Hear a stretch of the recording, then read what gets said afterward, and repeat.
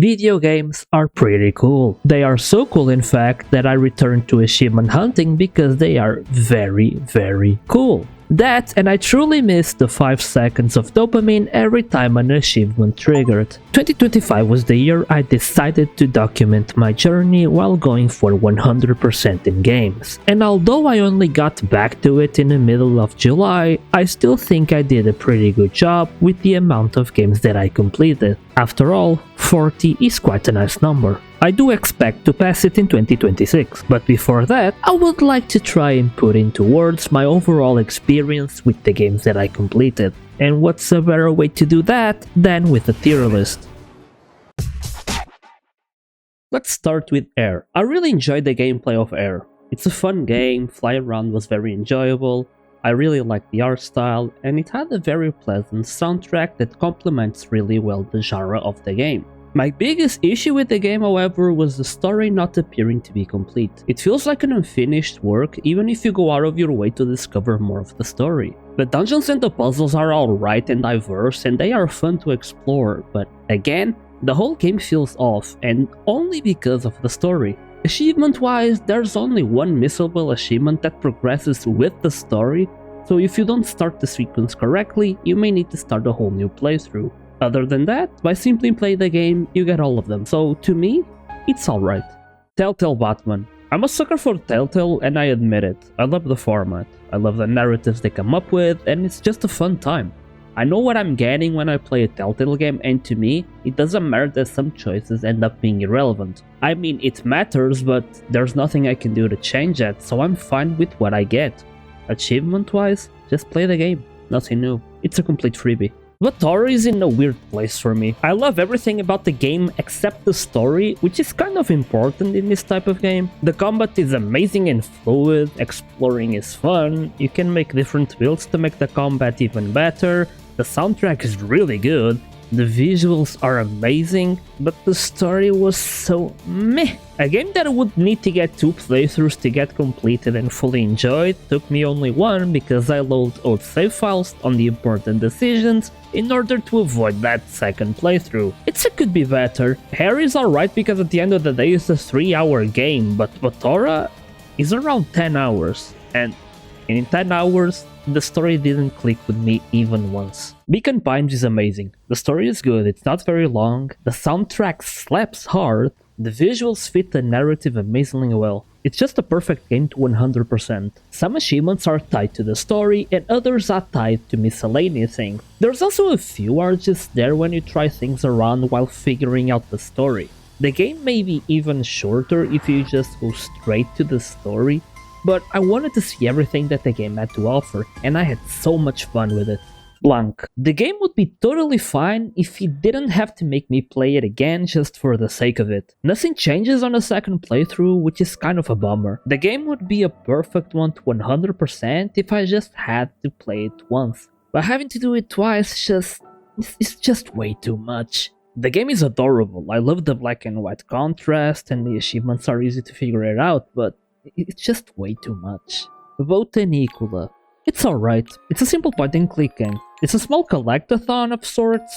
You just go around and collect like insect cards or microorganism cards. The puzzles aren't hard and it's fun all around. It's not a game for everyone, but for me it was part of my childhood, so I have a soft spot for it.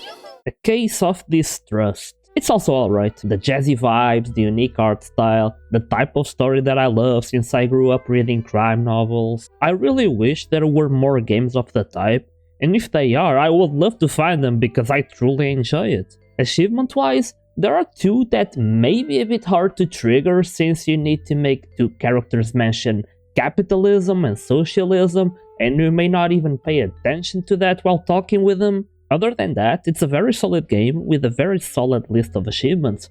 It doesn't overstay its welcome and, well, I enjoyed my time. Death Door. I had so much fun with this game. This little crow will forever be engraved in my heart. The gameplay is amazing. It's really fun and it's really fluid.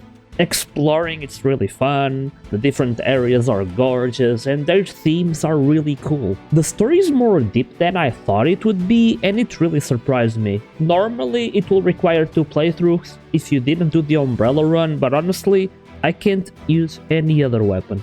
Umbrella is the best weapon to use, and it's really fun. The boss fights are actually amazing. Getting the 100% may be a bit hard, but if you do want to see everything that the game has to offer, it's really a perfect one, since I do enjoy to explore, get all the seeds, and plant them. It was probably my favorite game that I played this year. Dungeons of Winterberg was also an amazing discovery. Dungeon crawling with the social links really gave me the Persona vibe, and I loved it. The story is fun, the combat is actually engaging, different areas gives you different magic moveset, which is a very nice touch. Playing around with the conduits was also very fun, and I had a very good time with it. I thought I will have some trouble with the money achievement, but by just playing regularly, I did it without noticing, so that's a plus. It's also in my top 3 games that I played this year, and I'm very glad that I did. Etherborn was fun on the first playthrough. I enjoyed the puzzles even though one was clearly a bit too much for my tiny brain. But if that's all there was to the game, I would have been happy.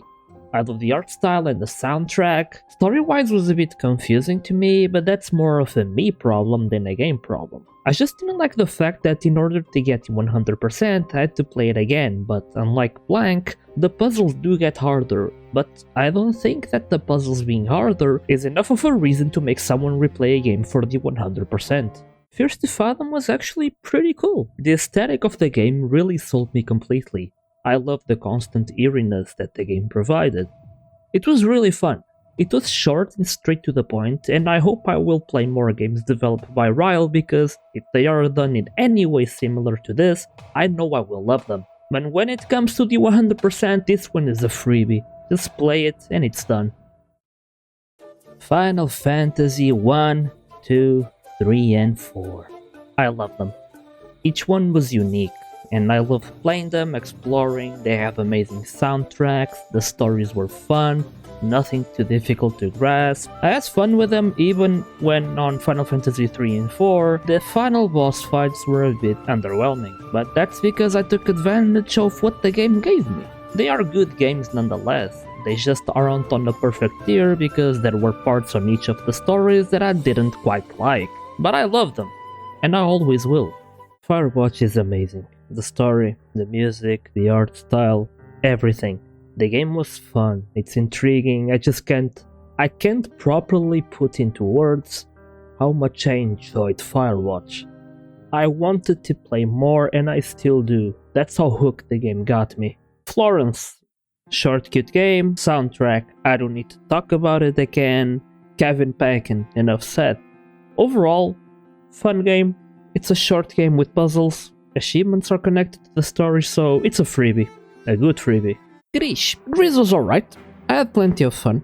Gameplay was really enjoyable, I liked the art style and the puzzles weren't hard. Some collectibles were a bit too hard to get, but nothing that bad. Overall, fun game. Achievements are connected to the story and with 2 or 3 miscellaneous type ones, but other than that, it's a cool game. I liked it.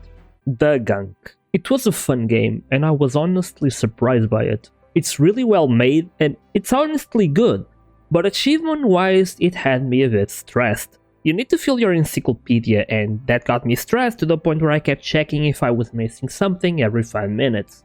I did enjoy it, but could be better. Telltale. I don't mind collecting things, and the gameplay was fun, and it had a funny story, but having to farm for hours to get the achievement of getting all the outfits made me want to give up. It was just too much. The movement is amazing and overall the game is really fun. Some themes, yeah, they turned my stomach a bit, but I was also a bit sick when I played it, so it could be a mix of both, but still, the game is a bit too grindy for me. I know it's a collectathon, but it's not something that I want to repeat. Hoa. Hoa is gorgeous. The game is fun and it's simple. Platforming was alright and it was a beauty to look at. Achievement wise, it's a freebie. You just need to complete it. It's a very short game which adds to it. Jack, move. I was so surprised with this game. The entire cyberpunk aesthetic was really amazing, the soundtrack is perfect. The turn-based combat was very awesome. Reminded me of Pokemon, which was really odd but cool at the same time, while also giving me some Final Fantasy vibes. The story was surprisingly good and I wasn't expecting it. I also did all of the side missions because I just felt like I should because they were good. The game is so amazingly fun that I recommend to everyone. Shusant was also very good. I was also surprised on how good it was. Climbing mechanics are very hit or miss, most a miss, but Shusant pulled it off amazingly. The companion being so adorable was a plus. I loved exploring and being rewarded with lore and to find out more of what exactly I was climbing, but I wish you could know more besides what we need to discover with the collectibles. They tell a bunch, but it will be easier to connect the dots if more were shown. Other than that, I loved it. I liked it. It's nothing extraordinary, story was alright, delivering mail was alright for a bit, but a bit tedious after a while. Having to replay 20 minutes of the last chapter to get the 3 endings to 100% was not okay. I understand it and all of the endings make sense, but I wasn't a fan of it. Gameplay loop is a bit boring after a while, but I don't know, could be better. Machinarium. Just like Botaniqua, it's a game from my childhood and I truly enjoy it. It's a simple point-and-click game, it's gorgeous to look at, the puzzles aren't hard, it's just fun. Mafia. I loved it. So much. The only bad thing about this game was a skill issue on my end with the race. When it finally clicked of what I had to do and how to do it, the race was quite simple. On the rest, everything was fun, even collecting the foxes. When I think of the 100%, the collectibles don't even cross my mind, that's how much I enjoyed the game. Mafia 2. If the Jimmy DLC wasn't so damn grindy and annoying, Mafia 2 will be right next to Mafia 1.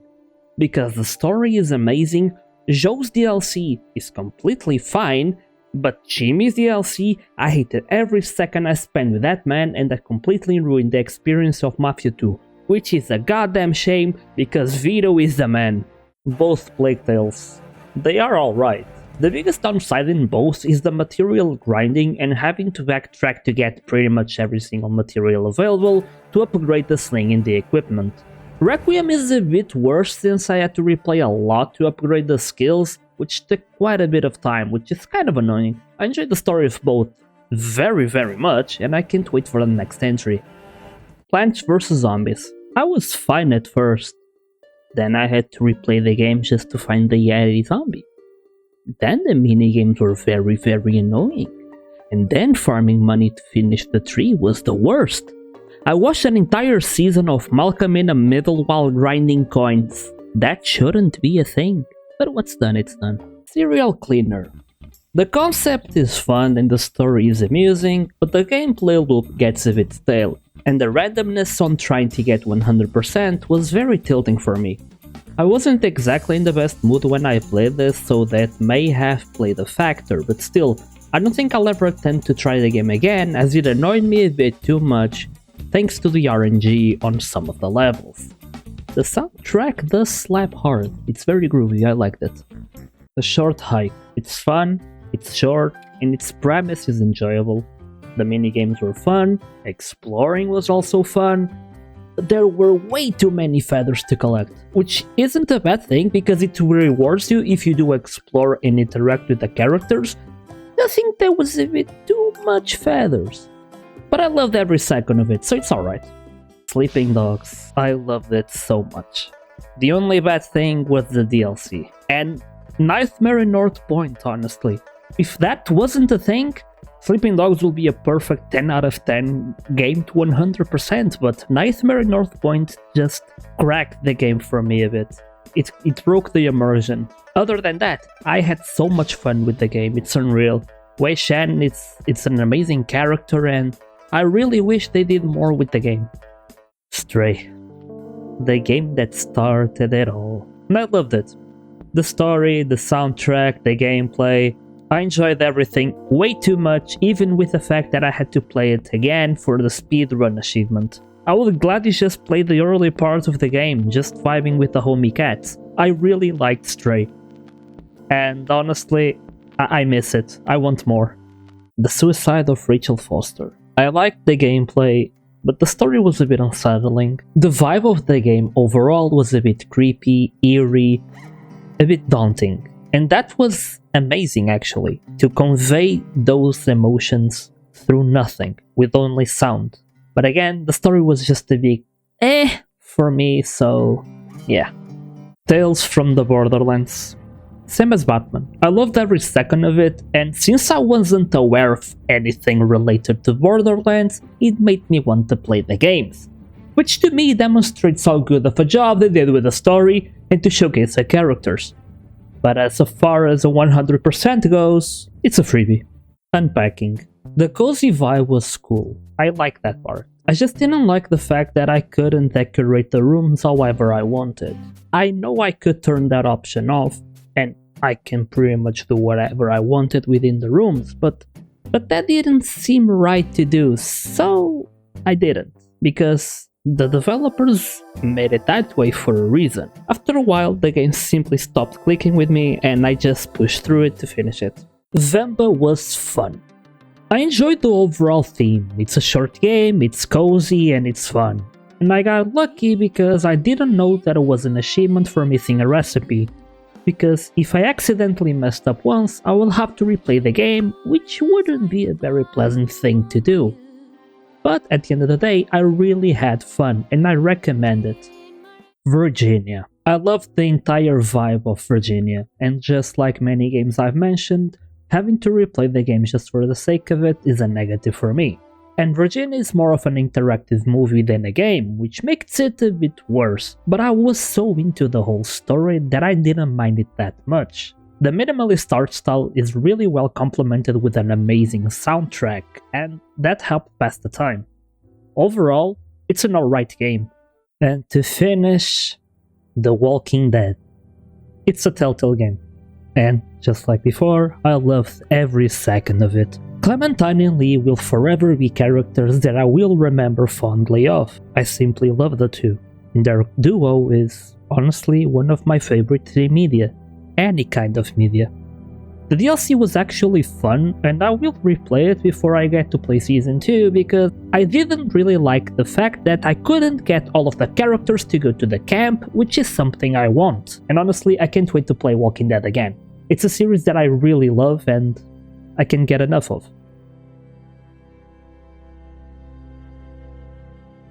I know this tier list may look a bit odd considering the games I've played this year, but I was a bit unsure on how to rate how much I enjoyed going for the completion.